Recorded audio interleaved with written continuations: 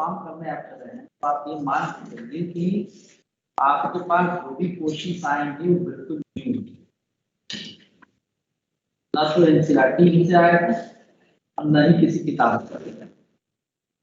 तो जब तक आपका ब्रेन डेवलप नहीं होगा, चाहे वो फिजिक्स हो, चाहे वो मैथ हो, चाहे आपको भी लगेगा कि नहीं यार अभी का तो सारा प्रॉब्लम पाना चीज बन गया।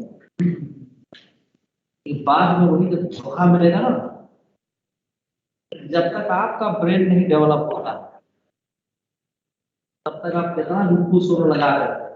इसमें देखो बहुत ही सिंपल चीज है ना, जहाँ तक मैं जानता हूँ हम लोग भी अगर जब हम लोग स्टार्ट करते थे ना तो हम लोगों को डिफिकल्टी आई थी।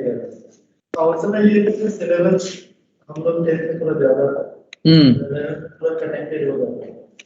तो ऐसे केस में करना क्या चाहिए, एक बार अपने अटैक कर लीजिए किसी भी क्वेश्चन मालूम से पट्टी एक भी नहीं, तब फिर क्वेश्चन का आगे देखिए इसमें हमने ये किया ये किया ये किया ये किया और ये अटैक हमने लगाया और नहीं, और फिर उसको डिस्कस, क्योंकि हमेशा आपका गलत भी नहीं हो सकता है, किसी में कंसेप्ट ना समझना है, कैलकुलेशन करो, हो सकता है कुछ बहुत बढ़िया सोच रहे हो, ऐसा नहीं हो सकता, कभी खुशी होगी। और इसमें कोशिश करो कि सेल्फ इनपुट करो, मतलब ये मैथ्स और ये सब जो है ना लर्निंग में भी मैं लोग कहते हैं ना कैलकुलेशन करो करके देखते हैं उधर आना भी कोई बच्चा अरे नहीं है हमारा काम कर रहे हैं, अरे कुछ नहीं करेगा ये साले सब कुछ खाना है और अरे नहीं मैं क्यों कर रहा हूं, हेलो अरे good evening, I'm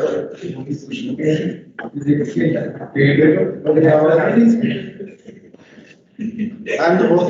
Hello. Today we will discuss about. Hello. Yes. अरे मैं ही हूँ. Yes sir. तेरा वीडियो ऑन कर लो. आपका भी. हाँ आज मैंने सोचा है कि let us start the physics. Okay. Today we will discuss about the physics topic. अरे ठीक है, वो एक्चुअल क्या था कि अभी इस बैच के लिए सर काफी कुछ सोच, ये सोच रहा था कि इनका ये था कि टीचर से एक साथ डिस्कस कर ले, ठीक है, बाकी बातें तो इसमें क्या है कि ग्रुप चेंज करवा दिए। हाँ वो जो मैंने आपको कहा था ना आपसे बात करना था, देखिए अभी क्या हो रहा है कि आप लोगों का, अरे थोड़ा वीडियो ऑन करो ना यार, ऐसे शक्ल बना के रखोगे तो मैं भी बंद कर लूंगा, मैं जा रहा हूँ, बाय बाय। हाँ थोड़ा वीडियो ऑन करो, बातचीत कर रहे हैं ना, बंद करो इसको, स्क्रीन पता नहीं स्क्रीन आप क्या शेयर कर दो, अच्छा वो शेयर करना, ठीक है। तो अभी आप लोगों से ये बात करनी थी कि अभी जब हम लोग टेस्ट को देख रहे हैं, ठीक है, टेस्ट को जब हम लोग देख रहे हैं, इन लोगों से मैंने बात कर लिया जो हमने बैठे हैं, टेस्ट को हम लोग देख रहे हैं, तो टेस्ट काफी फ्रिक्वेंटली आ रहा है और कहीं ना कहीं सिलेबस अप एंड डाउन रहता है ना, कभी मैथ्स का, कभी फिजिक्स का, कभी केमिस्ट्री का, सबका इक्वली, इसमें कोई स्पेसिफिक नहीं है कि इसका कम रहता है इसका ज्यादा रहता है ना, और अगर होता भी है तो लास्ट मोमेंट पे जाके होता है, तो you need some more practice time, ठीक है, कुछ प्रैक्टिस टाइम की जरूरत पड़ती है। तो हमारा क्या है कि we are in group four में तो हम लोग हैं ही, तो हमारी पढ़ाई की जो स्पीड रहेगी या पढ़ाई का जो कंटेंट कवर का स्पीड रहेगा वो ग्रुप 4 के अकॉर्डिंग रहेगा, बट अगर कहीं टेस्ट का थोड़ा सा डिले हो जाए, यानी 1 वीक या 10 डेज का टाइम मिल जाए, तो I think it will be better, मुझे ऐसा फील होता है, क्योंकि whenever you are prepared and you are giving the test, क्योंकि देखो टेस्ट में खराब रिजल्ट आएंगे तो तुम्हें भी कॉन्फिडेंस नहीं आएगा, लगेगा यार पता नहीं, तो हमेशा यही बहाना रहेगा सर हमने तो पढ़ा नहीं था इसीलिए हमने टेस्ट नहीं दिया, है ना, रियल असेसमेंट नहीं हो पाया, ठीक है। तो रियल जो तुम्हारा पोटेंशियल है ना, क्योंकि फर्स्ट 2 टेस्ट में मैंने देखा है आपने जम के मार्क्स लाए हैं, खूब मेहनत करके मार्क्स लाए हैं, ठीक है, और खूब मेहनत करके उसमें रिजल्ट भी आया, और बहुत सारे बच्चे अपियर हुए, जैसे थर्ड टेस्ट आया तो अपियरेंस हो गया 30%, फोर्थ में 20%, फिफ्थ में तो 0 हो जाएगा, जिस हिसाब से ये माइनस होगा। तो आई होप कि आपका जो टेस्ट शेड्यूल है, कैन आई शिफ्ट इफ अगर आपको लगता है कि आपको मैं उसको ग्रुप 5 या ग्रुप 6 की तरफ मैं ले जाने की सोचूं, एक बार डिस्कस करके उसका शेड्यूल मैं देख लेता हूँ, और आपके लिए जो बेहतर होगा उसको अगर मैं कर सकूं, अगर if you people are agree please raise your hand. Yes sir. नहीं raise your hand, yes sir नहीं, ग्रेजुएट। बाकी लोग क्लास में नहीं है क्या? तो मैथ्स पढ़ाना शुरू कर दूंगा, अभी बता रहा हूँ। हाँ पढ़ा लीजिए, क्या दिक्कत है?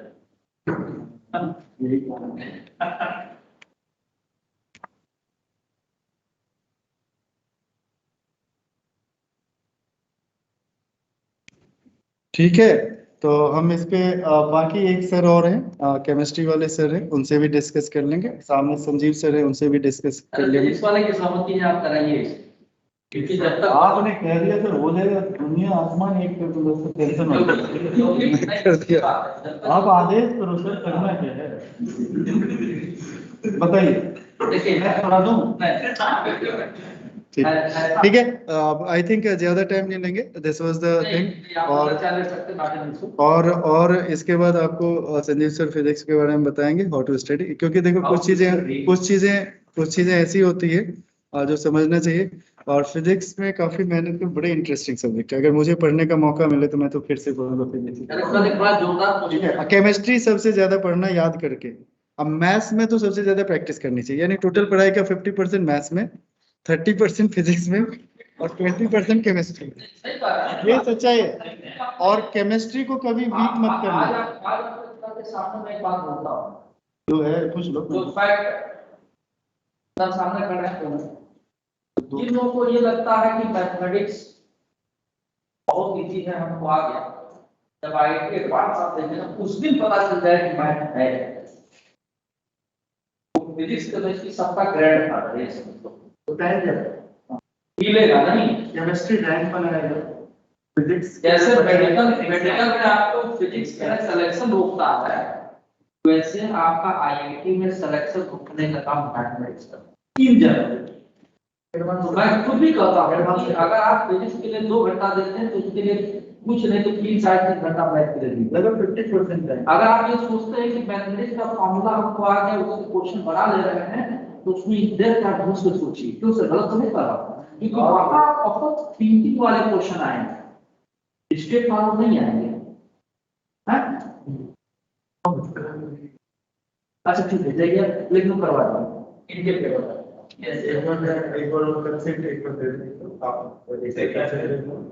आप लोग का ग्रुप सारा कंपनी मिल गया, इसके बाद कुछ क्या चाहिए?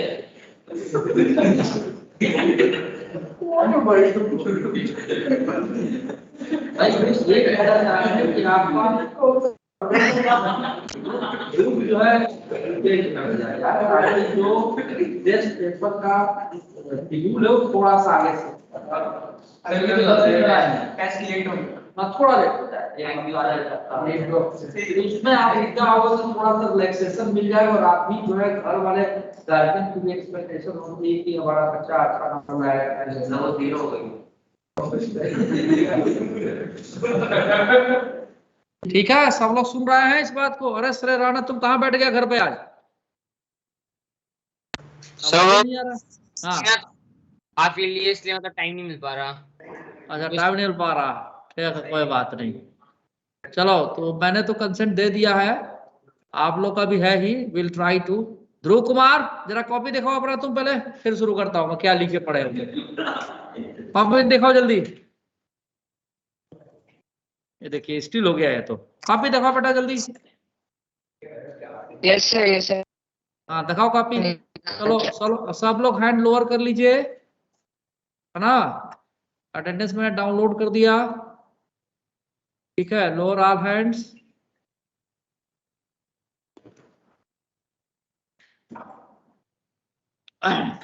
चलिए ध्रुव कुमार तो पता नहीं कॉपी दिखाएगा कि नहीं दिखाएगा, कोई नहीं।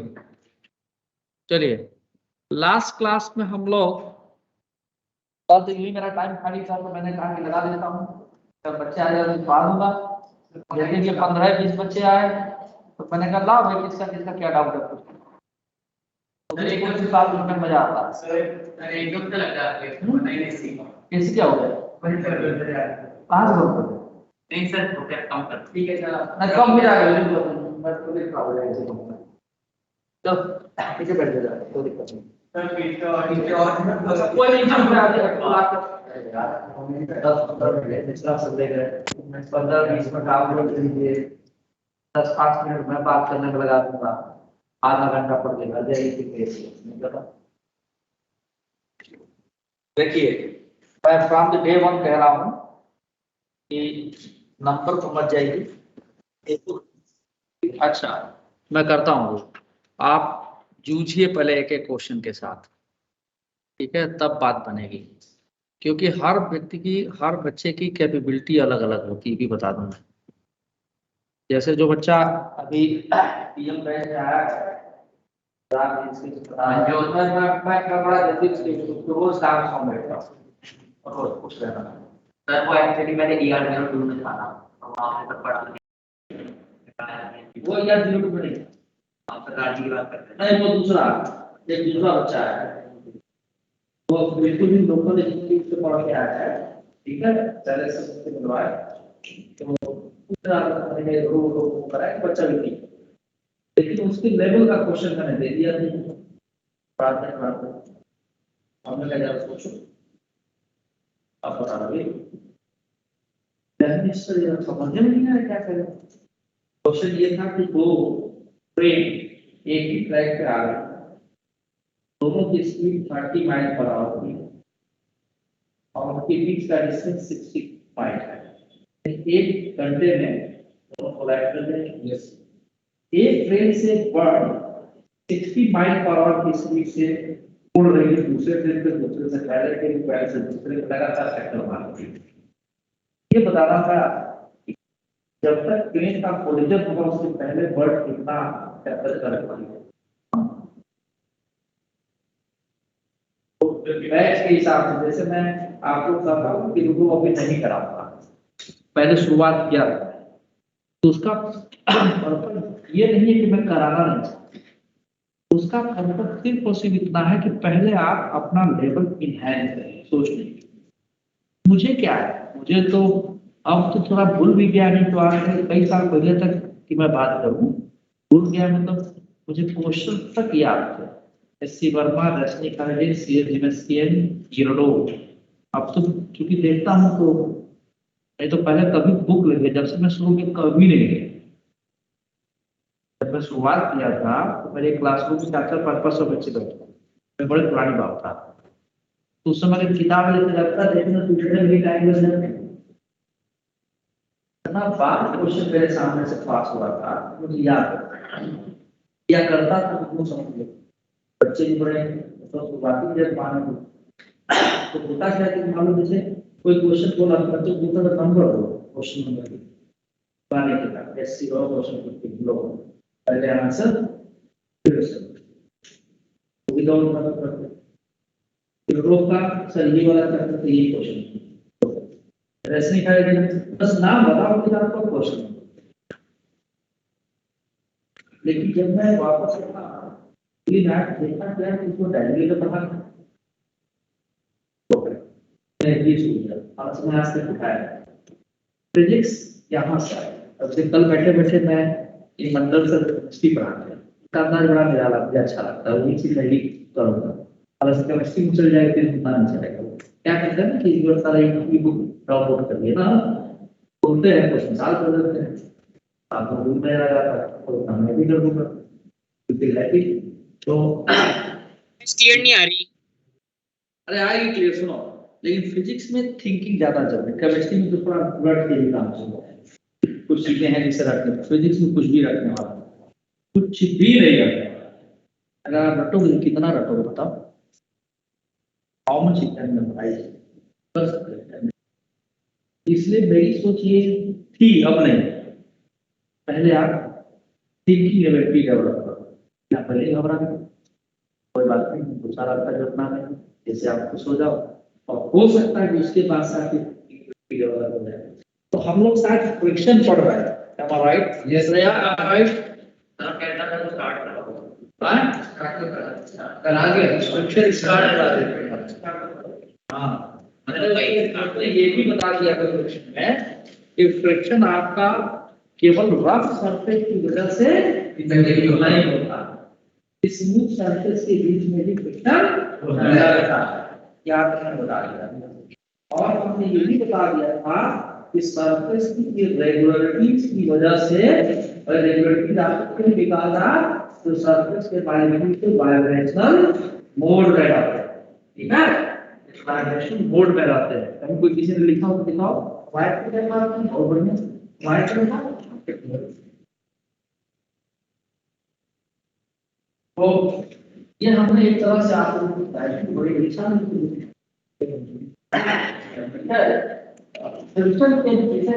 यहाँ पर ये फोकस करेंगे कि रफनेस की वजह से फ्रिक्शन आ रहा है। मैं अभी जानबूझ के एनसीईआरटी आप लोग के लिए ले आया, तो अगर मैं नहीं पढ़ाऊंगा आईआईटी एडवांस में कुछ नहीं होना है, और मेंस में इतना इसमें दिया गया है।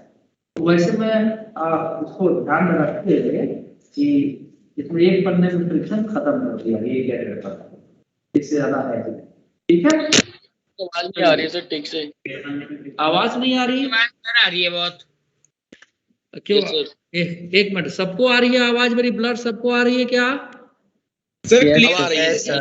अब क्लियर आ रही है ना? अच्छा नहीं सर, ठीक है, ठीक क्लियर आ रही है। वो कभी कभी भाई नेट का इशू हो सकता है, वो मेरे हाथ में है, कभी कभी नेट का इशू हो सकता है, ठीक है, तो कोई बात नहीं। और जो आपका क्या बोलते हैं स्प्रिंग फोर्स है, वो लास्ट में पढ़ा था, थोड़ा वो आगे आपका मिसमैनेज होगा। चलिए, तो फ्रिक्शन कंटिन्यू लिख देता हूं। आवाज अभी आ रही है, उसमें धीरे बोल रहा था मैं। यस सर, आ रही है। ठीक है, थैंक यू वेरी मच। ठीक है, तो इसमें एक बात जान लीजिए कि फ्रिक्शन मैंने पिछले क्लास में बताया था, इज द कांटेक्ट फोर्स, ठीक है। कांटेक्ट फोर्स का भी वर्टिकल कंपोनेंट होता है, वो क्या होता है, डबल रिएक्शन, और हॉरिजॉन्टल कंपोनेंट होता है, क्या होता है, फ्रिक्शन। तो मैं यही से आज फिर से शुरू कर रहा हूं, फिर फ्रिक्शन के ऊपर कुछ पॉइंट्स मेंशन करेंगे, आप देखते जाइए, ठीक है। तो सी हियर कि मान लीजिए ये एक आपका ब्लॉक हमने ले लिया, और ये ब्लॉक एक सरफेस पे, किसी सरफेस पे रखा हुआ है ब्लॉक, ठीक है ना। साथ में सपोज इसकी टेंडेंसी इधर मूव करने की है, ये अपने से तो मूव करेगा नहीं, कोई फोर्स लगाया गया होगा इस तरफ, तब ये मूव करेगा, टेंडेंसी ऑफ मोशन।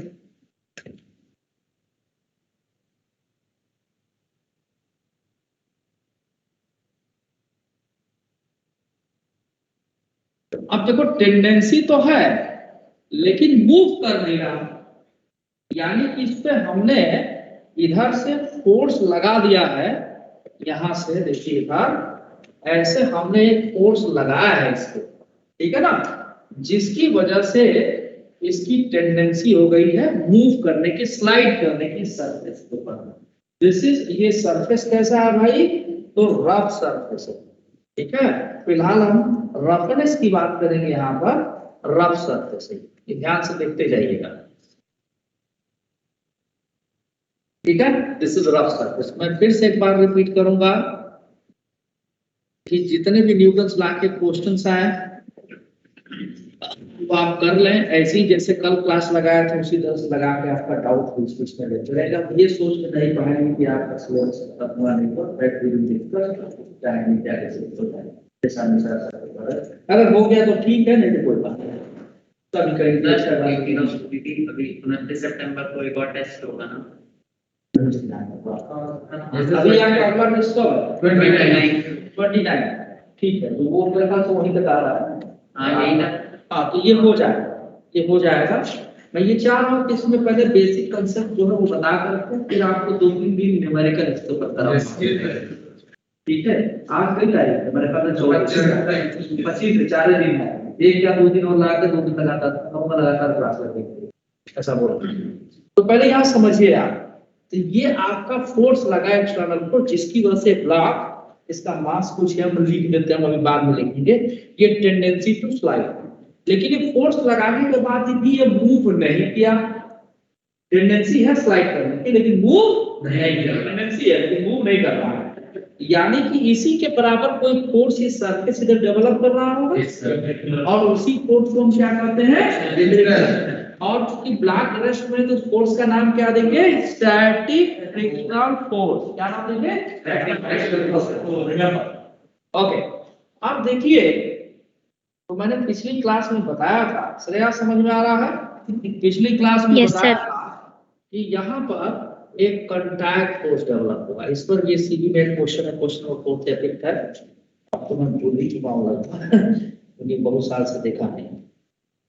ठीक है, इस आपका कॉन्टैक्ट फोर्स का जो परपेंडिकुलर कंपोनेंट है दैट इज नॉर्मल, और फ्रिक्शन चूंकि यहाँ लगे लेकिन बना में यहाँ, वही बात समझ समझाने है ना, चाहे तो यहाँ से ही बना सकते हैं, चलो यहीं से बना देते हैं, सबको यहीं से बना देते हैं, रुक जाओ। तो मैं इसको नहीं, कोई बात नहीं, बना ली तो गलत थोड़ा है, हम यहाँ से बना देते हैं, ठीक है ना। और ये आपका हो गया नार्मल कॉन्टैक्ट फोर्स इधर, और यहाँ पे आपका ये हमने लगा दिया क्या, फ्रिक्शनल फोर्स, ये है फ्रिक्शनल फोर्स। तो आप ये देख रहे हैं यहाँ पे ये जो है वो फ्रिक्शनल फोर्स है, and this is angle of friction lambda, this is the contact force R whose vertical component is normal. तो ध्यान से देखते जाइए, ठीक है। तो इसलिए बताइए सर। हाँ बोलिए। सर जो एंगल है ये रिजल्टेंट का एंगल है क्या, जैसे एक तो फोर्स लगे फ्रिक्शन वाली और एक रिएक्शन। लैम्डा ये जो एंगल है, this is the angle made by contact force with normal reaction, है ना। इसको लैम्डा को बोलते हैं, क्या बोलते हैं, एंगल ऑफ फ्रिक्शन, ठीक है। या कई बार कोर्स भी नाम, ठीक है। तो देखिए लैम्डा यहाँ पर क्या है, angle between normal contact force, normal contact force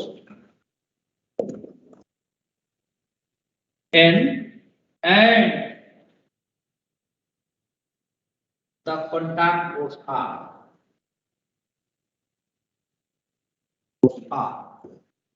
ठीक है। और F क्या है, फ्रिक्शनल फोर्स।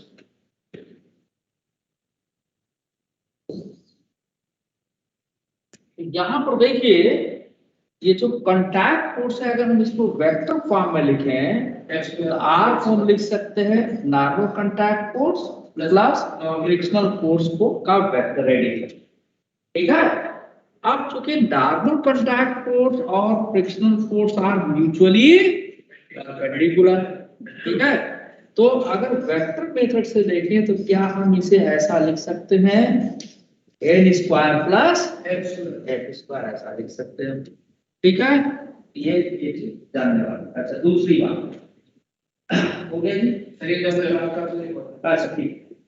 दूसरी बात है कांटेक्ट फोर्स कैलकुलेट कैसे करेंगे, क्या, कांटेक्ट फोर्स से कैलकुलेट कैसे करेंगे, कैलकुलेट कैसे करोगे, बस डेटा दिया रहेगा, फ्रिक्शन पता रहेगा, नॉर्मल एक्शन पता रहेगा, कॉन्टैक्ट फोर्स आ जाएगा, ये तब ऐसे समझ नहीं आया। इसमें क्या समझना है भाई, नॉर्मल कॉन्टैक्ट फोर्स मालूम रहेगा, ब्लॉक का मास दिया गया, ग्रेविटी लगा दिया, n बराबर mg लिख दोगे। अब फ्रिक्शनल फोर्स निकालने के लिए कोएफिशिएंट ऑफ फ्रिक्शन आगे बताएंगे, उसकी वैल्यू म्यू होती है, फ्रिक्शनल फोर्स को म्यू इनटू l लिखेंगे, समझे बात को। सर कॉन्टैक्ट फोर्स निकल आएगा, तब तक थोड़ा वेट करो ना, ठीक है। हाँ तो ये कॉन्टैक्ट फोर्स ऐसे नहीं, अभी तो मैं बता रहा हूँ कि फ्रिक्शन आया क्यों, कैसे आया, ठीक है। अच्छा आप देखो ये जो फ्रिक्शनल फोर्स है, अगर हम ये फोर्स हटा दें, ये जो फोर्स F हमने लगा इसको हटा दें तो क्या फ्रिक्शन अभी भी लगेगा, नहीं लगेगा, क्योंकि ये फोर्स हटाते ही टेंडेंसी ऑफ मोशन खत्म हो जाएगा, यानी मूव नहीं करने की कंडीशन में होगा। जब किसी चीज पर धक्का लगाते हैं, फोर्स लगाते हैं, पुश या पुल करते हैं, रस्सी बांध कैसे खींचे, पुल करे या धक्का लगाए, पुश करे, दोनों केस में ही टेंडेंसी ऑफ मोशन आएगा, ऐसे तो आएगा नहीं, ठीक है। तो अगर हम यहाँ पर फोर्स को हटा दें, ये बात ध्यान से देखिए, एक there is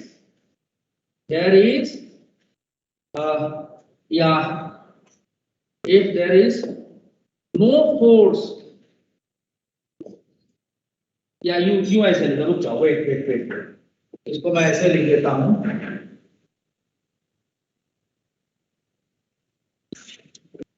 If the force F on the block is 0, then the block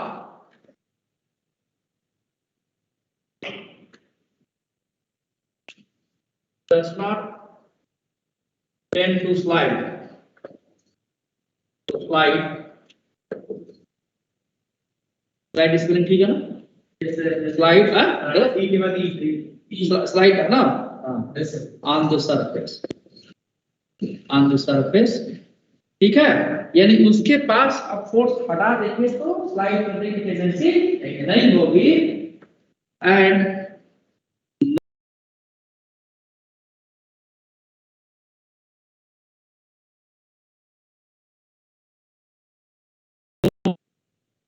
acts on the block. तो इसमें फोर्स लगा कौन रहा है? सरफेस लगा रहा है जिस पर रखा है वो, ऑन द ब्लॉक। यानी इस सिचुएशन को अगर हम फिगर से समझाएं तो ऐसे कहेंगे हम, ये ब्लॉक है आपका और ये हो गया आपका सरफेस, ये फोर्स हमने 0 कर दिया। तो अब देखिए यहाँ पे ये जो कांटेक्ट फोर्स था वही आपका नॉर्मल फोर्स के बराबर हो गया, है ना? जो यहाँ पर जैसे ये फोर्स हमने हटाया, फोर्स की वैल्यू हमने 0 की, इसकी एक्सटर्नल फोर्स ऊपर फिगर में 0 किए, तो क्या क्या चीज 0 हो गया? फ्रिक्शन 0 हो गया। तो जो हमने कांटेक्ट फोर्स R लिखा था that is N plus F था, F तो हो गया 0, यानी कांटेक्ट फोर्स क्या बन गया? नॉर्मल रिएक्शन फोर्स बन गया। क्या बन गया? Normal reaction force. इतनी बात दिमाग में घुसी Vaishnavi? Sir yes sir, sir आपने जो ऊपर वाली फिगर में वो बनाया था कांटेक्ट फोर्स, वो मतलब आपने वो ऐसे उस डायरेक्शन में क्यों बनाया था? उसका भी जवाब डायरेक्शन आर की बड़ी होगी। अभी आर की हो जाएगी सर मुझे नॉट भी लगा था कि F 0 वेक्टर हो जाएगा इसलिए। हाँ, तो वेक्टर का कोई सेंस नहीं मानता, ऊपर ही लग रहा है, ठीक है, नॉट तो। अच्छा देखिए सर, आपके क्वेश्चन का मैं जवाब दे रहा हूँ, जरा वीडियो ऑन कर लीजिए आप। तो इससे छोटी छोटी बातें हम लोग ध्यान देंगे तो समझ में आ जाएगा। क्या ले लूँगा? तो ये ले लेते हैं। नहीं कुछ लगा है क्या इसमें? सर मेरी वीडियो ऑन नहीं हो सकती, मैं लैपटॉप पे हूँ ना। अच्छा कोई बात नहीं, लो मैं अपने मोबाइल पर दिखाता हूँ। ये ऐसे समझो ब्लॉक है, अब ये हमारा हाथ सरफेस, इस पर ऐसे फोर्स ला के चलाना चाह रहे हैं, ठीक है। तो जैसे फोर्स ला के चलाना चाहेंगे तो ये जो हमारा हाथ ही चाहेगा कि इसको रोके आगे ना जाने दे, तो पीछे की तरफ फोर्स लगाएगा। नॉर्मल रिएक्शन ये है, तो इनका रिजल्टेंट किधर जाएगा? ऐसे जाएगा कि नहीं जाएगा? बताओ, vector addition yes sir, yes sir. इसी वजह से हमने कांटेक्ट फोर्स किधर लगाया? जो रिजल्टेंट की डायरेक्शन, रिजल्टेंट डायरेक्शन। हाँ, इसको आप यहाँ पर देखो कि अगर हम दो वेक्टर का एडिशन करें और फ्रिक्शनल फोर्स को उठा के यहाँ वेक्टोरियली ऐड करने के लिए अगर मैं फ्रिक्शनल फोर्स को उठा के यहाँ पे बना दूं, तो देखो एक वेक्टर के हेड से दूसरे वेक्टर का टेल जोड़ते हैं, तो देखो रिजल्टेंट फोर्स क्या आ गया? ये एड और ये वाला आप क्या हो गया? फ्रिक्शन एफ, इन दोनों का रिजल्टेंट क्या हो गया? आर हो गया कि नहीं हो गया? आर। हाँ, अगर मान लो इसी में हम ये कर इसको मिटा रहा हूँ, ठीक है, इसकी जरूरत नहीं है, मैं नीचे बना रहा हूँ, ठीक है। अगर इसी को हम ये कहते हैं कि ब्लॉक ऐसे मूव करना चाह रहा है, ये भी ध्यान दीजिए आप। यस सर, इसमें तो वो इक्वल हो जाएगा उसके। नहीं, इसमें इसकी बात करने कर रहा हूँ बेटा, इसमें तो इक्वल हो गया क्योंकि इसमें टेंडेंसी ऑफ मोशन है ही नहीं। तो जब तक कोई बॉडी रफ सरफेस को मूव नहीं करेगा उसको फ्रिक्शन कहां से आएगा? नहीं आएगा, ठीक है। आप फ्रिक्शन किसकी प्रॉपर्टी है? सरफेस की प्रॉपर्टी। ये पहले भी बता रहा था, दो सरफेस जब कांटेक्ट में आएंगे तभी फ्रिक्शन वहां डेवलप होगा। जब तक कांटेक्ट बनेगी तो फ्रिक्शन डेवलप नहीं होगा, और कांटेक्ट होने के बाद फ्रिक्शन तब नहीं डेवलप होगा जब उनके बीच में कोई मोशन ना हो। अब आगे टर्म यूज करूंगा फ्रिक्शन अपोजिट रिलेटिव मोशन, उसी का भूमिका में बना रहा। अच्छा अब देखिए, मान लीजिए सपोज मैं इसे समझाने के बनाने इसकी बनाने की जरूरत नहीं है। मान लीजिए कि अगर हम ये कहें कि आपका ये ब्लॉक यहाँ पर है और ये आपका रफ सरफेस, अब आप लोग से मैं पूछ रहा हूँ कि अगर हम फोर्स इधर से लगा दें, ठीक है, फोर्स हम क्या करें इधर से लगा दें, ठीक है जी, तो इसका टेंडेंसी ऑफ मोशन किधर बनेगा, पूरा वैष्णवी बताओ किधर बनेगा टेंडेंसी ऑफ मोशन, किधर जाना चाहेगा, ये इस तरफ चलना चाहेगा, अपोजिट में इधर चलना चाहेगा, ठीक है। तो अब क्या होगा कि ये सरफेस नहीं चाहेगा कि ये आगे की तरफ जाए, तो क्या दे देगा, यहाँ पर फ्रिक्शन दे देगा, बोलो, ठीक है। और नॉर्मल रिएक्शन ऐसे लगी रहा होगा तो कांटेक्ट फोर्स कहां से जाएगा, बताओ श्रेया, कांटेक्ट फोर्स सर इसका रिजल्टेंट। ये करना है, समझ में आ गई बात। तो ये अब ये आपका एंगल ऑफ फ्रिक्शन हो जाएगा। सर हाँ सर आपने बोलिए। आर वेक्टर का modulus is equal to N vector का मॉड्यूलस। हाँ क्या दिक्कत है, प्रॉब्लम है क्या उसमें? अरे भाई ये फ्रिक्शनल फोर्स जब 0 हो गया तो आर किसके बराबर हो जाएगा, कांटेक्ट फोर्स जो है। हाँ, तो इसमें कौन सा ऐसा की लिख दें जो लोग को समझ में आया समझ में, जबरदस्ती का डायरेक्शन कहां से बदल जाएगी, इससे कुछ नहीं गूगल दिस नहीं, सॉरी। हां ठीक है, तुम ऐसा करो, तुम आओ वहां यहाँ इसी जोड़ ले, तो मैं बोला इसी का किसी बोल दो, ठीक है रे राणा, समझ में आई Yes, sir. बात? Yes, sir. तो समझ में आ गई बात। ये नॉर्मल रिएक्शन, तब ये इस तरफ लगेगा, ये इस तरफ मोशन में आ सकता है, इधर मोशन कर सकता है, लेकिन जरूरी नहीं कि मूव करे, हम ये नहीं कह रहे मुझे मूव कर भी सकता है, नहीं भी कर, दोनों पास।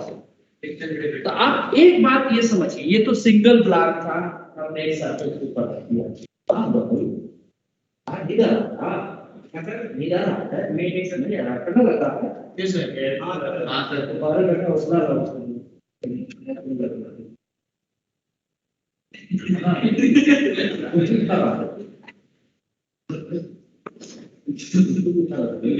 सर बोलिए। सर आपने जो एक पहले एग्जांपल दिया था उसमें ये कहा था ना कि जो ऑक्सीजन जो एक वैक्यूम क्रिएट करके उसमें भी फ्रिक्शन लग रहा था, जो आपने एक एक्सपेरिमेंट बताया था, तो उसमें वो दोनों रेस्ट पे थे तब भी फ्रिक्शन था। क्या बेटा दोनों? सर जब वो रेस्ट पे थे तब उसमें फ्रिक्शन लग रहा था ना, आपने वो वाला जो बताया था, तो ऐसे तो ये भी रेस्ट पे है। क्या समझ आप लोग? मैंने उसमें ये बोला था कि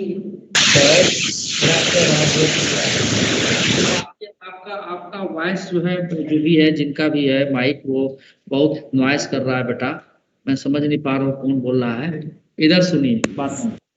हाँ देखिए, ऐसा था उसमें मैंने श्रेया तुम शायद कम सुनी या कम लिखी या समझ नहीं पाई, तीनों मध्य 3 ऑप्शन दे दिया मैंने। अब एक बार समझिए, उसमें मैंने 7 शब्द बताया था कि 2 कॉपर ब्लॉक को ऐसी बर्बाद रखी होगा, पढ़ना उसको जाएगा, ठीक है। 2 कॉपर ब्लॉक को दोनों प्लास्टिक के से एक दूसरे के ऊपर रख दिया गया, ठीक है, और रख के उसको प्रेस कर दिया, लिखते से उतना लिखा है। प्रेस करने के बाद क्या हुआ कि दोनों ब्लॉक आपस में क्लोजली बाउंड हो गए, कांटेक्ट, समझी बात को बेटा? तो यस सर, अच्छा उसमें प्रेस किया था।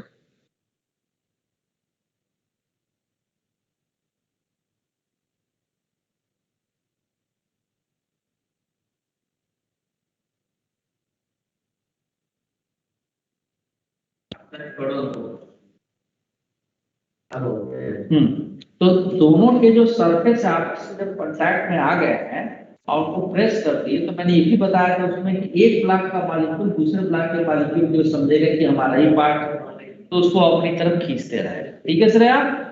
फिर इसके बाद Yes, sir. मैंने ये कहा था, फाइनेंस साहब ने कहा इस पर जब फोर्स लगाया ब्लॉक ए के ऊपर जो ऊपर में था, यार पिक्चर देखना।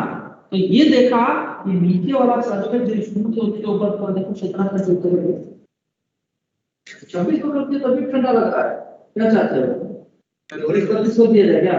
तो 26 भी कह रहा था ये वाला वो कर दो भाई, तो कभी क्या वाला कर दो चल। अच्छा चल क्या हो,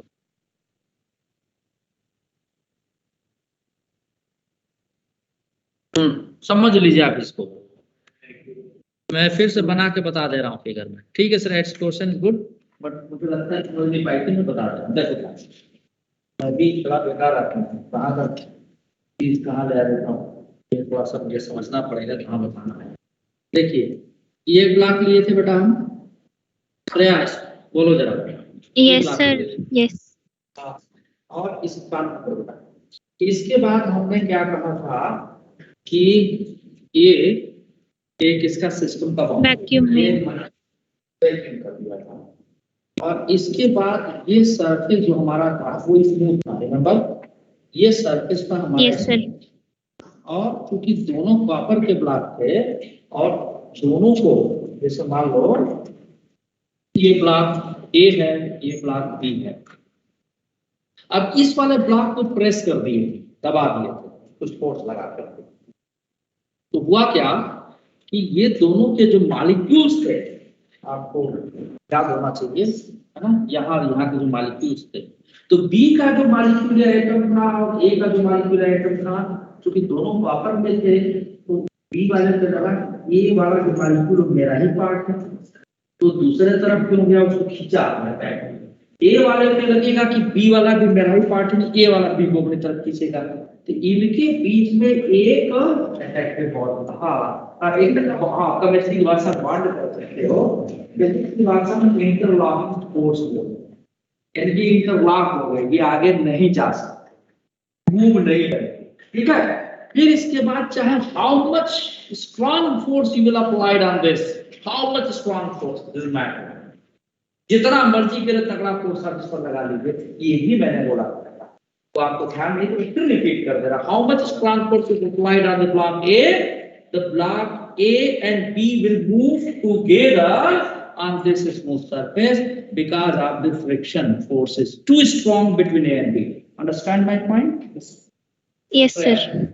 तो आप इसको फिर से ध्यान में रख लें, ये आपके एनसीईआरटी स्कोप से बाहर है, पैकेज में भी नहीं है, ये मैं ऐसे ही बता दिया था ये समझने के लिए कि फ्रिक्शन केवल रफ सरफेस के बीच में नहीं लगता है, फ्रिक्शन स्मूथ सरफेस के भी बीच में है, उसका बस नेचर बदल जाता है। यहाँ पर जो फोर्स लगेगा उन दोनों के बीच में, यही आगे चल के पढ़ोगे, इन दोनों फोर्सेस को बोल देंगे कोहेसिव फोर्स।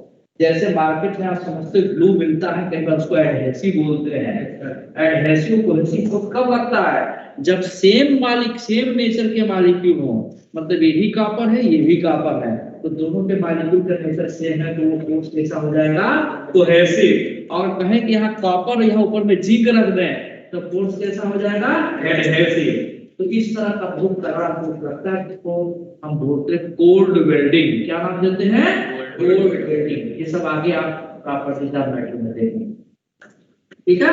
तो ये बताने के लिए, अब फिर इसके बाद फाइनल सामने कहा ठीक है भाई, यहाँ पर थोड़ा सा वैक्यूम जो था इसमें ऑक्सीजन हमने डाल दिया, तो ऑक्सीजन ने क्या किया कि इसके साथ जो है कुछ केमिकल रिएक्शन करके रस्ट लगा दें, क्योंकि बीच में स्पेस है, तो रस्ट लगाते ही क्या हुआ, उनके बीच की स्पेसिंग बढ़ गई।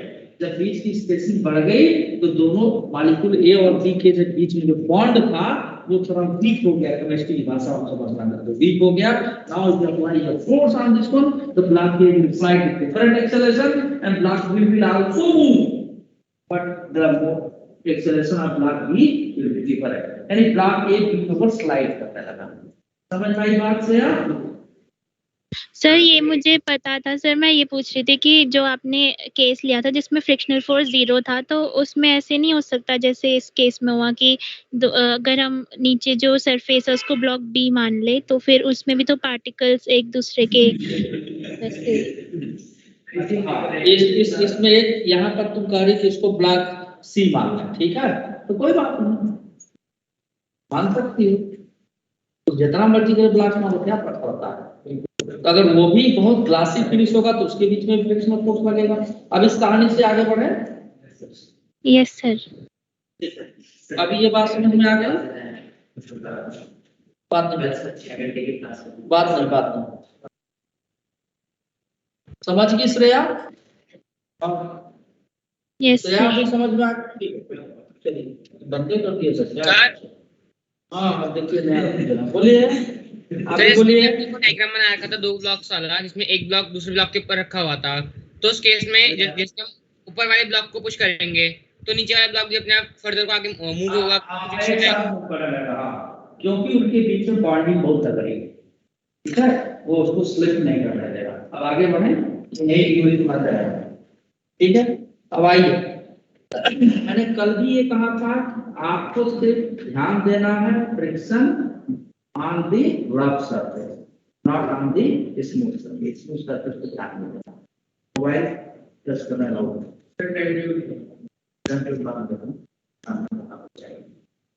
चलिए अभी आगे बढ़ते हैं। अब देखिए, अभी तक आपने देखा कि फ्रिक्शन जो है, अगर टेंडेंसी ऑफ मोशन ब्लॉक की नहीं आती है तब तक फ्रिक्शन आपका क्या होगा, नहीं होगा। और फ्रिक्शनल फोर्स क्या है, जो कांटेक्ट फोर्स है उसका हॉरिजॉन्टल कंपोनेंट है, और नॉर्मल फोर्स क्या है, जो कांटेक्ट फोर्स है उसका वर्टिकल कंपोनेंट। अच्छा अब देखिए जरा, अभी मैं नॉर्मल ये आपका स्मूथ सरफेस की कोई भी बात नहीं करूंगा। यहाँ पर देखिए, मान लीजिए अभी जो सिंगल ब्लॉक लिए थे हम, मान लीजिए कि ये एक ब्लॉक हमने ले लिया,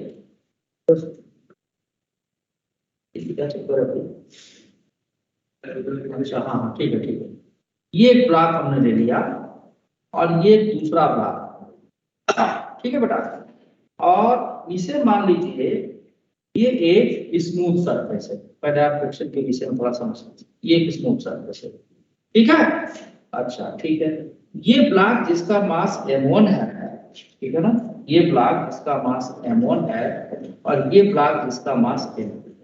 लेकिन अंतर क्या है, ये सरफेस हमारा स्मूथ है, दिस सरफेस इज स्मूथ, यानी कि ये मान रहे हैं कि यहाँ कोई फ्रिक्शन नहीं है, ठीक है। और ये सरफेस रफ है।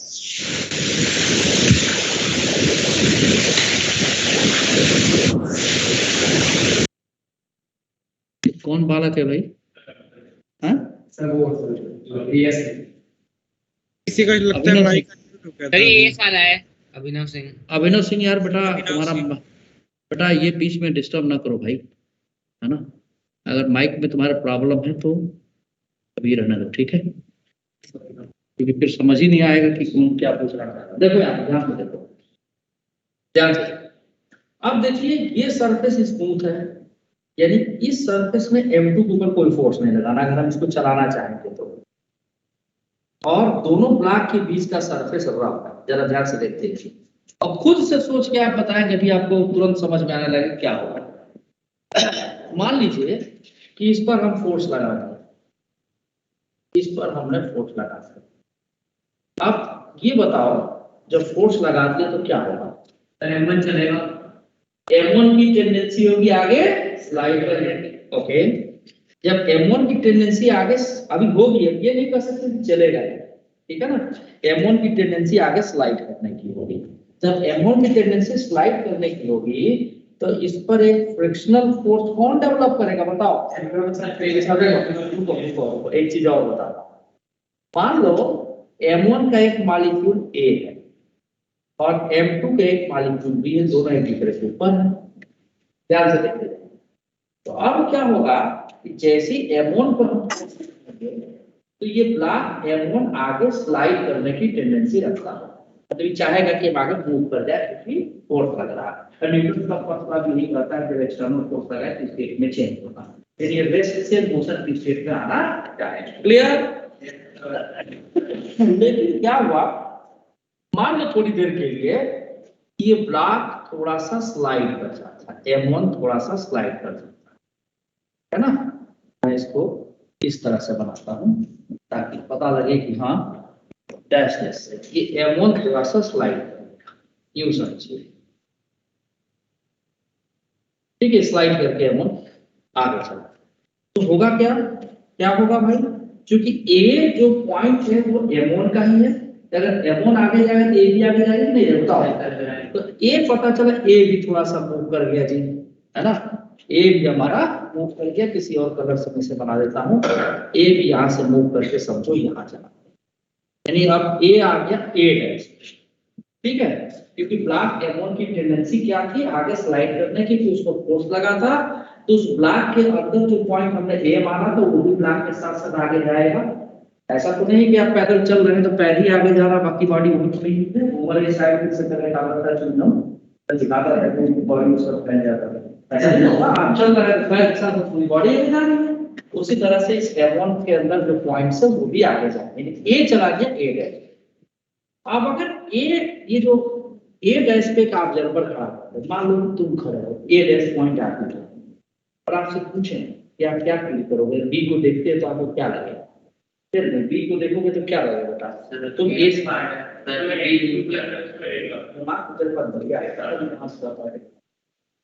तुमको क्या लगेगा कि बी मूव कर रहा है, तब तो दिमाग गड़बड़ है। अरे तो हम लोग हाँ अरे ठीक बोले, थोड़ा सा क्यों बोल दो, बी किधर मूव करना बताओ, बिल्कुल सही है।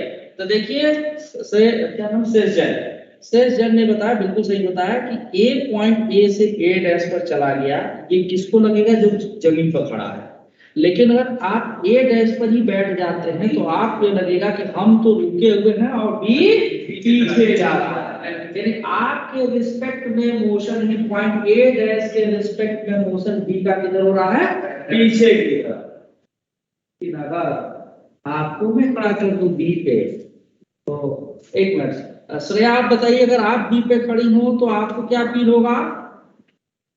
सर ए पार्टिकल जो है वो आगे जा रहा है।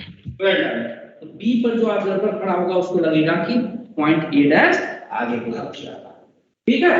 तो अब यही जो ए और बी के बीच में रिलेटिव मोशन हो रहा है, यानी बी के रिस्पेक्ट में ए में मोशन किधर हो रहा है, फॉरवर्ड, और ए के रिस्पेक्ट में बी में मोशन किधर हो रहा है, बैकवर्ड। तो ये जो रिलेटिव स्लिपिंग हो रहा है, इसी को रोकने के लिए सरफेस फ्रिक्शनल फोर्स डेवलप करता है, क्या करता है, फ्रिक्शनल फोर्स डेवलप करता है। यानी कि अब हम ये कह सकते हैं, कभी भी फ्रिक्शन मोशन का अपोज नहीं करता, ये बात समझ लीजिए। अब हम ये कह सकते हैं कि बी वाला जो पॉइंट है उसको लगेगा कि हम रेस्ट में और ए आगे जा रहा है, तो बी वाला ऑब्जर्वर, बी को एक ऑब्जर्वर बी को मान ले, तो बी ये कहेगा कि हम रेस्ट में ए आगे जा रहा है, बी ए पर फ्रिक्शनल फोर्स पीछे की तरफ लगा देगा, किधर लगा देगा, पीछे की तरफ, ठीक है। क्यों?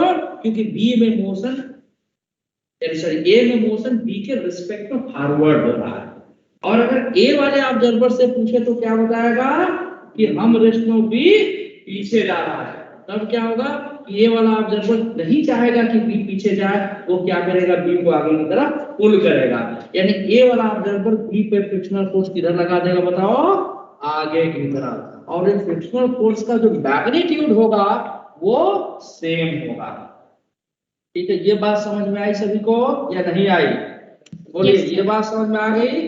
Yes, sir. चलिए अब फ्रिक्शनल फोर्स क्या चाहता है कि दो सरफेस जो कांटेक्ट में है, अगर उसमें रिलेटिव मोशन की टेंडेंसी हो तो उस रिलेटिव मोशन, रेस्ट नहीं, रेस्ट गलत हो जाएगा, रिलेटिव मोशन की टेंडेंसी हो तो उसको सीज कर दे, रिलेटिव मोशन की टेंडेंसी को रोक दे, ठीक है, क्या कर दे, रोक दो, ठीक है। थोड़ा बनाइए पॉइंट, क्या हो गया, इतनी सुंदर फिगर बना सर, अपनी देखी गलती लगती है। देखो भाई, मुझे बचपन से आदत है, कोई भी काम बड़े सभी के साथ में करता हूँ। सर हमारे तो नहीं, अगर मैं चाक से भी बनाता था ना, या तो चलो दूर से है, चाक से भी मैं जब बनाता था पढ़ता था, अलग ही फिगर लगता है एक बात। हाँ वो उतना हाथ से हो जाता है अपने आप को, कभी स्केल की जरूरत नहीं, पट पट खींच के करो, यहाँ तो पता नहीं कैसा है, मजा नहीं आता जितना आपको। चलिए पॉइंट समझ में सर ये लिखा आपने एंगल के ऊपर रफ करता आगे, चलिए एंगल और एंगल ये एंगल के ऊपर कुछ बना देना, तो लाइन जैसा ए से ये है, सर ये वाला है, ये आप जरूर लिखा कुछ आज में बना ऐसे बना दिया। तो चलिए भाई, हाँ चलिए पहला पॉइंट लिखिए, पॉइंट बाय लिखिए। पहला frictional force arises, point by लिखिए, पॉइंट मैं लिखते भी चलता हूँ, है ना।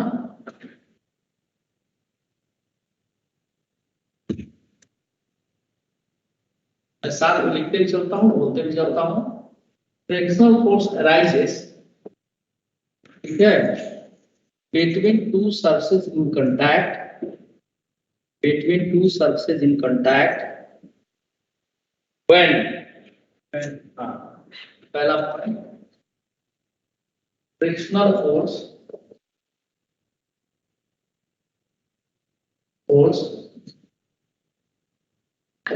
arises between two surfaces in contact,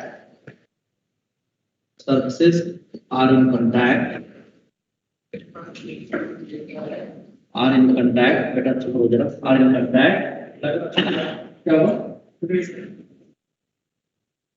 क्या बोल रहे हो, क्या समझिए, क्या बोल रहा है arises between two surfaces in contact, ठीक है, and have, अच्छा ठीक है मैंने लिख लो, arises when the surfaces have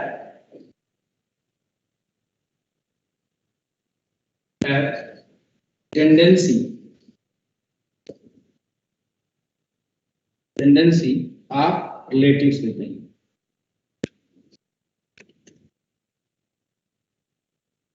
tendency of relative slipping, यानी सरफेस के बीच में अगर रिलेटिव स्लिपिंग की टेंडेंसी हो तो भी फ्रिक्शनल फोर्स आएगा, नहीं तो नहीं आएगा, ठीक है। दूसरा पॉइंट, अब फ्रिक्शनल फोर्स आ गया तो क्या करेगा, ये रिलेटिव स्लिपिंग का अपोज करेगा, कभी भी मोशन का अपोज नहीं करता। फ्रिक्शन ना रहे तो मूव आप कर ही नहीं सकते, बात आप समझ लीजिए, ठीक है। मैं इसको स्पेशली मेंशन कर रहा हूं, frictional force never opposes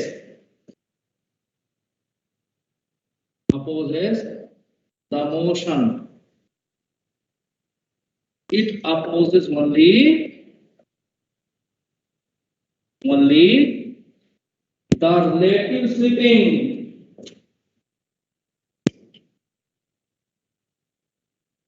slipping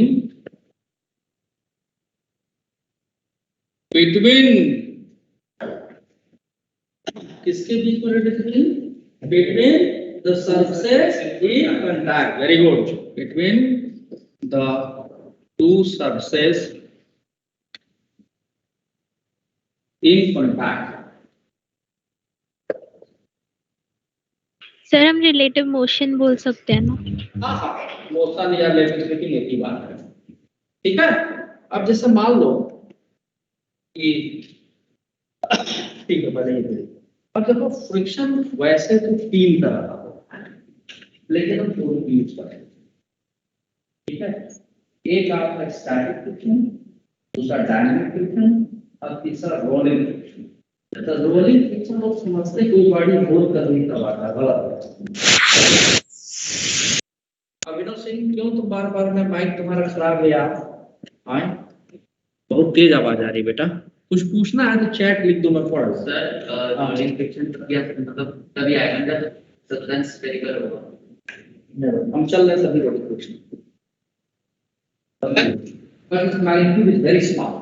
Atom rotating, we can overload. और rolling friction arises due to deformation of the surface. कभी आपने देखा है कि साइकिल को चला के छोड़ दो, जब आप प्योर रोलिंग कहोगे रोटेशन में, वैसे इंसर्टिंग में नहीं है। प्योर रोलिंग आप कहोगे जब कोई बॉडी रोल करना शुरू करती है तो जब तक एक्सटर्नल फोर्स न लग रहा हो, जैसे साइकिल को तेज चला के छोड़ दो, पैडलिंग करके छोड़ दो, तो होता क्या है कि इसके बाद वो फर्दर आप पैडलिंग करना चाहे तो नहीं कर सकते, अपने आप पैडल करता है ना। तो उस वक्त फ्रिक्शन रोड और टायर के बीच में एब्सेंट हो जाता है, फ्रिक्शन नहीं होता। तब तो साइकिल को रुक जाना चाहिए, रुकना नहीं चाहिए, एक बार चला के तो चलते रहे एक बार सर्विस बना रखते हैं। लेकिन ऐसा होता है क्या? रुक जाएगा। क्यों रुक जाता है? कि आप बहुत ध्यान से देखो, कार आपके घर में होगी या सड़क पे कोई ट्रक खड़ा है तो जो टायर है वो दबा, सर थोड़ा लाउडली बोलो सर, आपकी आवाज क्लियर नहीं आ रही।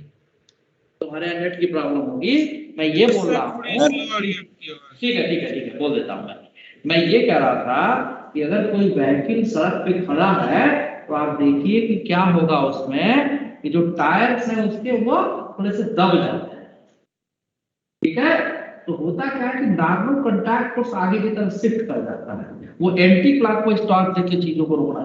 अब इसीलिए तो अगर आपसे कोई कहे कि ट्रेन को सड़क पे चलाना शुरू कर दे, चलेगी क्या? चल तो जाएगी, लेकिन सड़क पूरी उखड़ जाएगी। फिर इसके बाद ये कह दिया जाए कि कार को उठा करके रेलवे ट्रैक पे चलाइए, क्या चल पाएगा? चल पाएगा, चलेगा, लेकिन टायर खराब हो जाएगा, क्योंकि वो सरफेस हार्ड है जो रेलवे का ट्रैक है। ठीक है ना, तो वहां पर रोलिंग फ्रिक्शन, ठीक है। अभी आपको आपके लेवल पे इतना ही जानना है कि rolling friction is very small. ठीक है, वी कैन ओवरलुक तो रोटेशन में पड़ी वो बात, वो वहां पर ये सारे फ्रिक्शन। सर आवाज नहीं आ रही सर ठीक से। ये पहली बार ऐसा हो रहा है कि आवाज नहीं आ रही है? पहले तो आ रही थी। आ रही है बढ़िया से। सर थोड़ा धीरे-धीरे बीच में थोड़ी लैग कर रही है। तो आवाज क्लियर नहीं बेटा आ रही है बेटा आपकी। बेटा बीच बीच में जो लैग कर रही है ना, मेरी प्रॉब्लम नहीं है भाई, मैं तो तेज ही बोल रहा हूँ।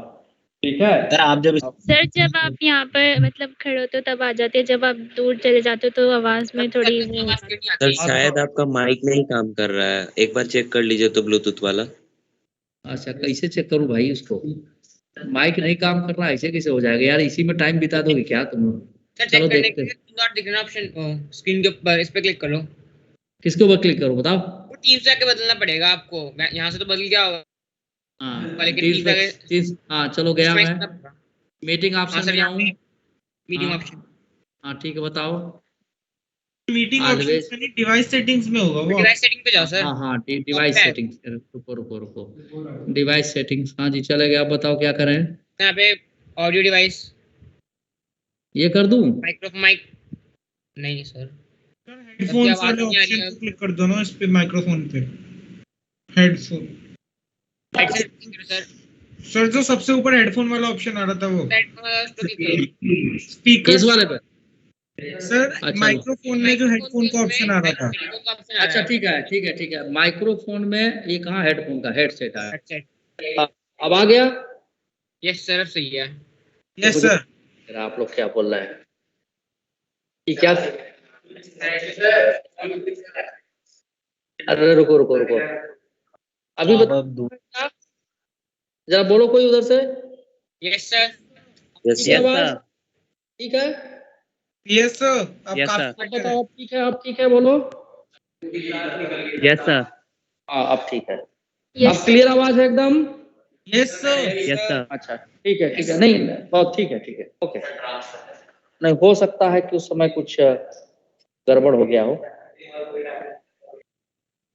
तो यार। पहले आपका लैपटॉप का माइक्रोफोन ऑन होगा, अब आपके हेडसेट का माइक्रोफोन ऑन हो गया। ना आवाज क्लियर है ना बेटा?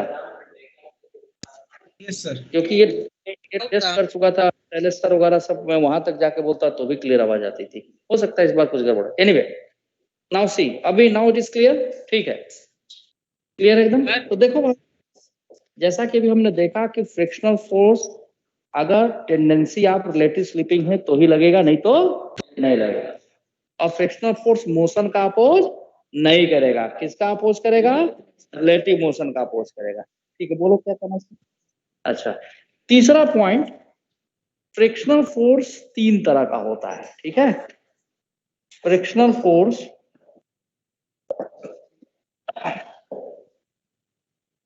is of 3 types. 3 types. कौन कौन से? स्टैटिक फ्रिक्शनल फोर्स,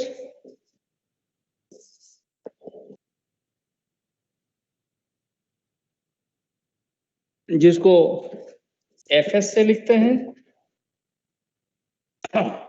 ठीक है, इसकी वैल्यू होती है म्यूएस इंटू एन, लेकिन ये इसकी मैक्सिमम वैल्यू होती है, समझ लेना। अभी बताऊंगा इसको कि कब इससे कम भी वैल्यू लगती है, that I will explain later on. दूसरा होता है डायनेमिक और kinetic frictional force.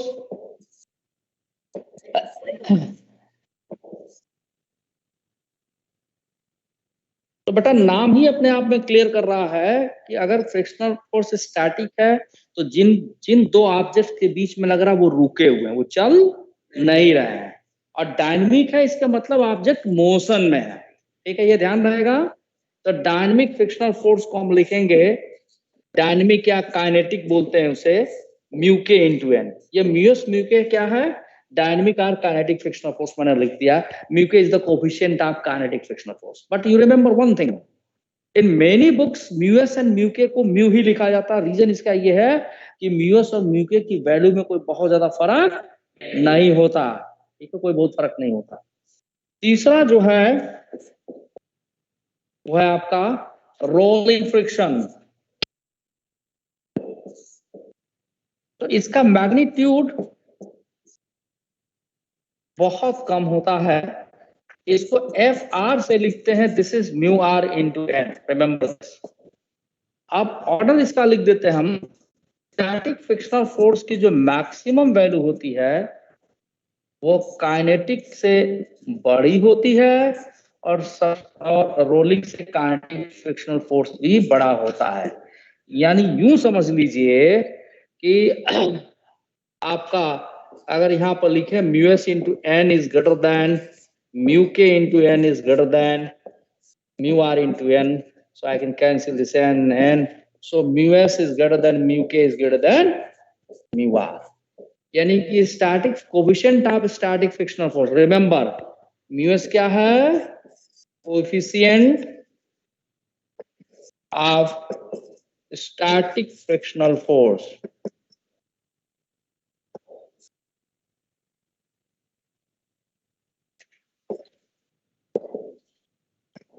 Frictional force, ठीक है। और म्यू के क्या है, coefficient of kinetic frictional force. बात ना करो यार, एक चीज तो है ना, ये मैं एकदम अलाउ नहीं करता हूं, ये आगे म्यू एस बेटा, म्यू एस जानते हो, म्यू एस है सफिक्स, ठीक है। S stand for static, kinetic frictional force, ठीक है। और म्यू आर क्या है, coefficient of rolling friction. Frictional force नहीं बल्कि स्टैटिक फ्रिक्शन लिखना होगा, फोर्स नहीं। कोएफिशिएंट ऑफ रोलिंग फ्रिक्शन,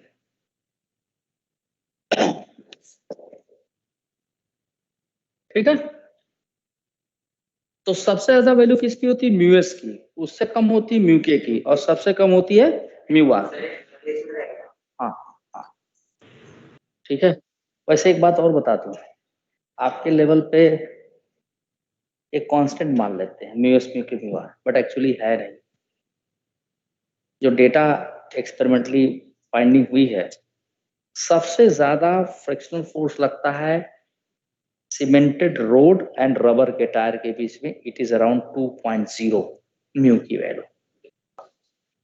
और अगर बरसात हो जाए, so there is a thin layer of water between rubber tire and the cemented road, this coefficient of static friction automatically decreases to 0.96.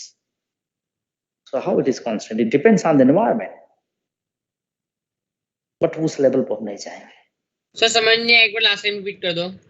वो समझना है तुमको, समझना तुमको सब कुछ नहीं, समझना तुमको ये है कि mu S mu K mu are, ये समझ में आया? Yes sir. सर बेकार आदमी बताना एक बार। अरे मैं क्यों इतना बताता हूँ, मुझे खुद नहीं पता, नहीं बताना चाहिए। बता दो एक बार। क्या बोलो श्रेय राणा? तो स्टेटमेंट बता दो एक बार जो आपने लास्ट टाइम बोल दिया। स्टेटमेंट कुछ नहीं बोला हूँ, सिर्फ mu S mu K mu R जानो, no need to this statement, ठीक है। नहीं अब मेरी थोड़ी खराब समझ आदत नहीं है। आया था जो आपने बोलता सीमेंटेड रोड और रबर टायर के बीच अरे में। नहीं समझना है उसे सीमेंटेड रोड में भाई, तुम्हारी सुई वहीं अटक गई है। मैं ये बोला था बेटा कि सीमेंटेड रोड और रबर के टायर के बीच में कोफिशिएंट ऑफ फ्रिक्शन बहुत ज्यादा होता है, उसकी वैल्यू म्यू की वैल्यू 2.0 होती है। ठीक है, ये तुम्हारे एनसीईआरटी किताब में डेटा दिया होगा, देख लेना, कुछ किताबों में 1.98 लिखा होता है। ठीक है, यही बोला था बेटा, समझ गए आप? अब उसको सर याद रबर टायर और नहीं सीमेंट करना। की अगर फ्रिक्शन ज्यादा होता है तो हम एस्फाल्ट क्यों यूज करते हैं रोड बनाने के लिए? और भाई तुम कार्य क्वेश्चन जवाब मैं नहीं दे पाऊंगा, ये बियॉन्ड द लिमिट क्वेश्चन पूछो, क्यों सीमेंटेड रोड बनाते हैं ये मैं थोड़े बताऊंगा तुमको। एस्फाल्ट क्यों यूज करते हैं? नहीं नहीं एकदम नहीं। चलो यहाँ देखो, अभी पहले चैप्टर आगे बढ़ने दो, इधर उधर की बात नहीं, यही तो सब दिक्कत है इस बैच में, इधर उधर उधर इधर पूछने लगते हैं। आप टू द पॉइंट हो गए पढ़िए। श्रेय राणा जी बता रहा हूं मैं आपको, एक दिन ऐसे ही मंडल सर सब लोग बैठे हुए थे, मंडल सर ने कहा कि रोटी में स्वाद नहीं होता, बस मैं तुरंत ही बोल पड़ा कि लाइट में कलर भी नहीं होता। सब लोग कैसे कर दिया, वेवलेंथ जो है होता है रेड कलर का, ग्रीन कलर का, येलो कलर का। अरे छोड़ो ना, माफ करो बेटा, मंडल सर नहीं बोले तो सब लोग बोलने लगे, फिर से नहीं बोलूंगा। तब मैंने कहा कि अगर कलर ब्रेन में प्रोसेस होता है, कलर एक्चुअल में है नहीं, अगर कलर प्रोसेस होता तो वही लाइट जानवरों को के लिए भी नेचर ने भेजा है, लेकिन उनको कलर ब्लाइंडनेस क्यों होता है। फिर मैं जब बोला कि इलेक्ट्रिक फील्ड मैग्नेटिक फील्ड का क्या कलर होता है, सब साइलेंट हो गए। सर ये तो बड़ी डेप्थ वाली बात है, हम कहाँ कभी कभी बोल देता हूँ, क्योंकि काफी किताबें इस उम्र तक आने में ऐसी तो घास छिला नहीं हूँ, बहुत कुछ पढ़ रखा हूँ, वो कभी कभी मुंह से निकल जाता है। श्रेय राणा उस पर ध्यान मत देना, काम की बात कर रहा हूँ। चलो अब कुछ पॉइंट्स में इसके साथ साथ फिगर बनाऊंगा, वो फिगर पूरे फ्रिक्शन के कंसेप्ट को समझा देगा, ध्यान से देखते जाइए, उसमें डिबेट जितना करना हो करो। देखो भाई ये एक ब्लॉक है, क्या टाइम हो गया है क्या? आज 4 मिनट में बन जाएगा, परेशान मत हो तुम। श्रेय राणा ध्यान से बात नहीं बेटा, ये देखो यहाँ पे एक ब्लॉक है जिस पर नॉर्मल रिएक्शन इस सरफेस में लगा दिया और इसका वेट mg से लग गया। ध्यान से देखते जाओ, ये नाम तो सॉरी ये नॉर्मल रिएक्शन, यार तुम लोग टाइम मत देखा करो भाई, ये सरफेस रफ है। यहाँ पर अगर आपसे कहें हम तो नॉर्मल रिएक्शन लगेगा, वेट mg लगेगा, फ्रिक्शनल फोर्स की वैल्यू क्या होगी? 0। ठीक है, दूसरा फिगर देखिए, इसी ब्लॉक पे अगर हम एक फोर्स लगा दें, थोड़ा साथ में बनाते चलिए, समझते भी चलिए। इसी ब्लॉक पे अगर हम एक फोर्स लगा दें, नॉर्मल रिएक्शन इधर, वेट mg इधर, इसका मास रफ है बेटा, सब सरफेस रफ है ना? तो अभी जब फ्रिक्शन बनाएंगे ना तो अपने आप पे समझ में आ जाएगा। ठीक है श्रेय राणा, ये समझ में आ रहा है? श्रेय राणा यस सर, समझ आ रहा है। Yes sir. अब इस पर हमने फोर्स एक लगा दिया, अब फोर्स के लिए देखिए मैं लाइनिंग ड्रा कर रहा हूं, जैसे 1 2 3, ये लाइनिंग केवल सुंदर लगने के लिए ड्रा नहीं किया हूं, समझने के लिए। यानी 3 न्यूटन का फोर्स लगा है। क्या लगा है? 3 वर्टिकल लाइन मतलब 3 न्यूटन। तो अब देखिए 3 न्यूटन का जब फोर्स लगा है, ये जो सरफेस है ये भी क्या करेगा? एक फिक्स, हाँ वेरी गुड, ये भी 3 न्यूटन का फ्रिक्शनल फोर्स डेवलप कर देगा। यानी फ्रिक्शनल फोर्स अपने आप ही ये सरफेस ने 3 न्यूटन का लगा के इस ब्लॉक को रोक दिया। ब्लॉक क्या रहेगा बताओ? रेस्ट में रहेगा। यहाँ पर भी क्या था? रेस्ट में। फोर्स लगा, टेंडेंसी ऑफ मोशन है, लेकिन फ्रिक्शनल फोर्स ने रोक दिया इसे। हाँ हाँ बिल्कुल सही है, बिल्कुल सही है। अब इसके बाद देखो, नहीं उसके बाद भी लगता है, लेकिन काइनेटिक आ जाता है बेटा। ठीक है, इसके बाद क्या हुआ कि अब फोर्स को हमने बढ़ाया इसके ऊपर, सेकेंड, फोर्स को हमने बढ़ा दिया, नॉर्मल से उतना ही लगेगा, वेट mg वही लगेगा और फोर्स हमने थोड़ा बढ़ा के 3 से 5 न्यूटन कर दिया, समझो कि ये आपका 1 2 3 4 5 न्यूटन कर दिया, है ना। तो फ्रिक्शनल फोर्स भी बढ़ गया जी, फ्रिक्शनल फोर्स भी बढ़ गया। क्या लग गया? ये भी 5 न्यूटन का लग गया फ्रिक्शनल फोर्स, यानी 1 2 3 4 5, ठीक है। फ्रिक्शनल फोर्स भी 5 न्यूटन का लग गया। यानी ये रिजल्ट ये बताता है कि फ्रिक्शनल फोर्स सेल्फ एडजस्टेबल है। कैसा है? Self adjustable. यानी जितना एक्सटर्नल फोर्स हम बढ़ाते जाएंगे फ्रिक्शनल फोर्स भी बढ़ता चला जाए, लेकिन उसकी एक लिमिट होगी। ऐसा नहीं कि बढ़ता ही रहेगा फ्रिक्शन, तो कोई चीज चल ही नहीं पाएगा फिर नॉर्मल एक्शन पे। और हर सरफेस के, और ये सारे फ्रिक्शनल फोर्स देखो कहीं एस हम लिखे हैं कि मैक्सिमम वैल्यू फ्रिक्शनल फोर्स की नहीं है। पहले 3 न्यूटन आया, फिर 5 न्यूटन हो गया, ठीक है। अब इसी तरह से करते करते आपका क्या बेटा? अरे अभी 250 न्यूटन बाद में यहाँ देखो तुम, ठीक है। अब जैसे मान लीजिए, बात नहीं बेटा, बात नहीं, normal action as it is लगा, mg इधर लगा, अब फोर्स को हमने बढ़ा दिया, इसके ऊपर फोर्स को बढ़ा के 7 न्यूटन कर दिया हमने, मान लो 7 न्यूटन कर दिया। फ्रिक्शनल फोर्स भी आपका 7 न्यूटन का आ गया। 1 2 3 4 5 6 7, बात नहीं, 1 2 3 4 5 6 7। अब आप यहां पर देखिए कि ये जो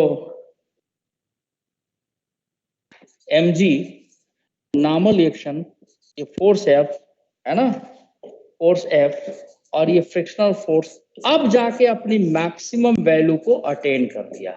you can write Fs here, no need, S stands for static, but here is the maximum value of friction. How much? 7 Newton. It is an example, ऐसा नहीं कि 7 न्यूटन हर केस में होगा, ये एग्जाम। यानी अभी तक ब्लॉक रेस्ट में है, लेकिन अब थोड़ा सा अभी फोर्स हम ये बढ़ाते हैं ऊपर वाले को, अब फ्रिक्शनल फोर्स बढ़ने के बजाय ड्रॉप होगा, गिरेगा, घटेगा, and block have tendency to slide. In the next figure, हाँ बोलिए। नहीं भाई, सरफेस की प्रॉपर्टी है, जिस सरफेस पे रखा उसकी प्रॉपर्टी, मास पे डिपेंड नहीं है, ठीक है। It is the property of surface. Decrease कैसे हो जाएगा? वो तो 7 न्यूटन तक ही रहेगा ना मैक्सिमम। जरा सुनोगी, बिल्कुल गिरेगा। न्यूमेरिकल कराऊंगा ना तो वहां पता लग जाएगा आपको बेटा। ये जो इंटरलॉकिंग फोर्स है वो वीक पड़ जाता है।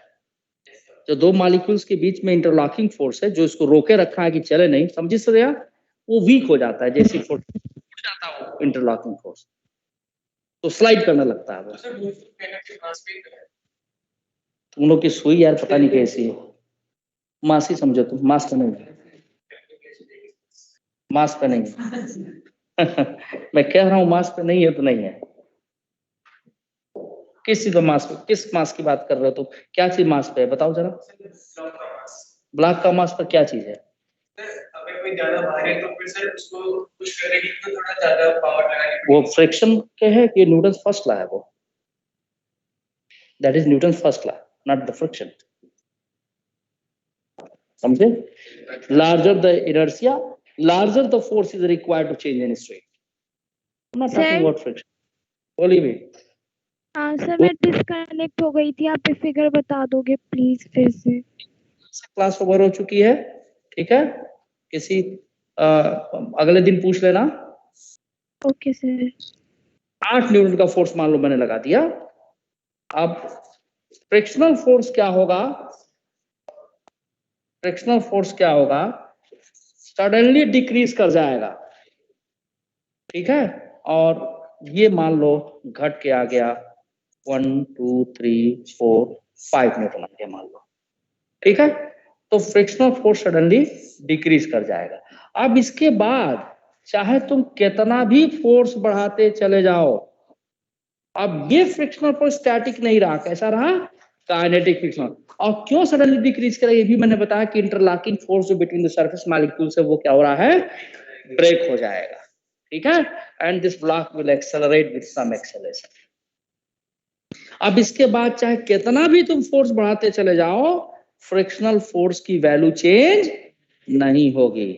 ठीक है, अब ये फ्रिक्शनल फोर्स इस पे डिपेंड नहीं करेगा। एफ के क्या, एक फिगर और बनाएंगे ताकि वो ये भी बता दे, इसके बाद मैं क्लास छोड़ रहा हूँ। Shreya, understand this? क्या बेटा? सर आपने ये क्यों बोला कि एकदम से फ्रिक्शन फोर्स कम हो जाएगी? सर यहाँ पे तो कांस्टेंट ही है ना 5 न्यूटन की फ्रिक्शन भाई फोर्स। है कि पहले कितना लग रहा था? 7 न्यूटन। 7 न्यूटन से घट के कितना हो गया श्रेय राणा? 5 न्यूटन। बढ़ा कि घटा? सर घट गया, लेकिन जब मूव कर गया बॉडी तो काइनेटिक फ्रिक्शनल फोर्स आ जाएगा। ठीक है, क्या लगेगा ना जब बॉडी अबाउट टू मूव होगी? क्या सर जब बॉडी अबाउट टू मूव होगी तो उस केस में तो लगेगा ना स्टैटिक फ्रिक्शन। हाँ जी, यहाँ तक लगा रखा हूँ ना, मैक्सिमम वैल्यू गेन किया है। तो वहां तक मैक्सिमम होगी।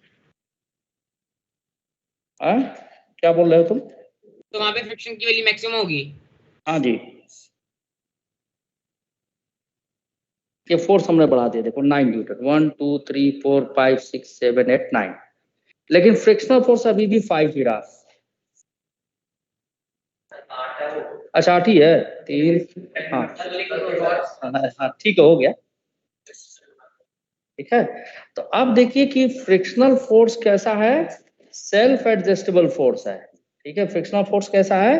सेल्फ एडजस्टेबल फोर्स है, यानी फोर्स बढ़ाते जाएंगे तो फ्रिक्शनल फोर्स बढ़ता जाएगा और यहाँ पर काइनेटिक फ्रिक्शनल फोर्स लगेगा।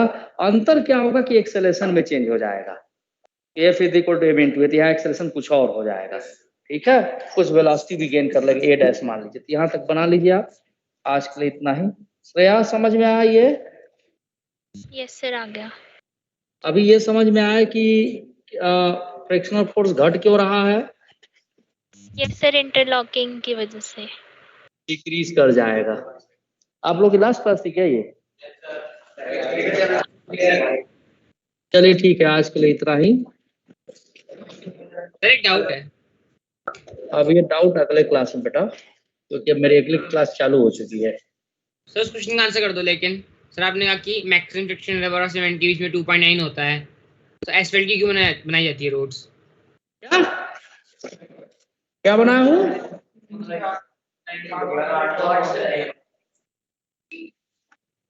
क्या बनाया हूँ, क्या बोल रहे हो तुम? मैं कह रहा हूँ कि आपने ये बताया ना कि जो मैक्सिमम फ्रिक्शन होता है रबर और सीमेंट के बीच में वो 2.9 का होता है, लेकिन अगर रोड्स के बीच में मैक्सिमम फ्रिक्शन 2.9 के तो हमारे लिए फेवरेबल सीमेंट की रोड होनी चाहिए। तो एस्फेल्ट की रोड क्यों बनाते हैं? 2.9 2.0 का होता है। ठीक है, एनसीईआरटी एक बार देखो। तो लेकिन मैक्सिमम तो सीमेंट के साथ होती है ना, तुम एस्फेल्ट की रोड बनाते चलो क्यों हैं? अगली क्लास में इस पर तीसरा मैं डिबेट करता हूँ तुम्हारे साथ। Sir thank you. Thank you very much.